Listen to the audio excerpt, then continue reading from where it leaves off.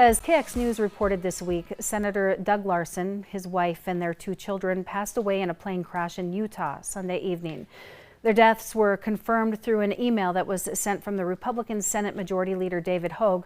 This unexpected tragedy impacted many in the community, including colleagues, and they would like to remember him for his love of aviation and his great sense of humor. Nye Remy spoke with one friend who shared what kind of man Senator Larson was. Good morning, Nye.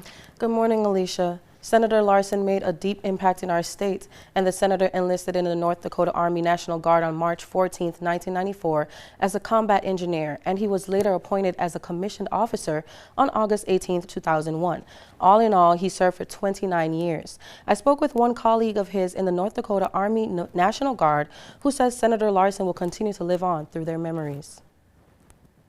State officials knew him as Senator Doug Larson. The Army National Guard knew him as Colonel Larson, but to many others, he was simply a great friend. Colonel Larson had a sense of humor that I think will resonate with many of us for a very long time. The death of Senator Doug Larson has hit home for many in our community, for he was a strong activist in our state. Friends say that they will remember him as a man who loved his country, representing District 34 in Mandan. He was also a colonel of the Army National Guard, the highest field grade officer ranking just below the general officer grades. A lot of us down in aviation, it's a really tight community.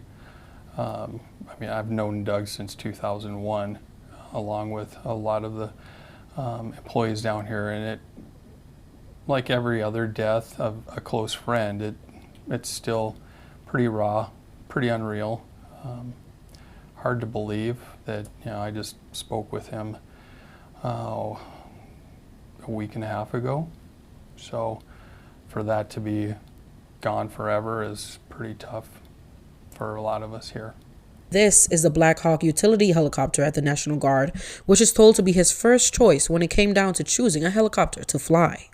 Green tells me Larson had plans on attending flight school at the end of this month to step foot into commercial planes. With a little over 1,700 flight hours, Larson was known for his hard work and his undeniable love for aviation. Doug went through Army flight school in 2006, or completed it, and spent a lot of time out here developing his skills as a pilot, was very eager to fly.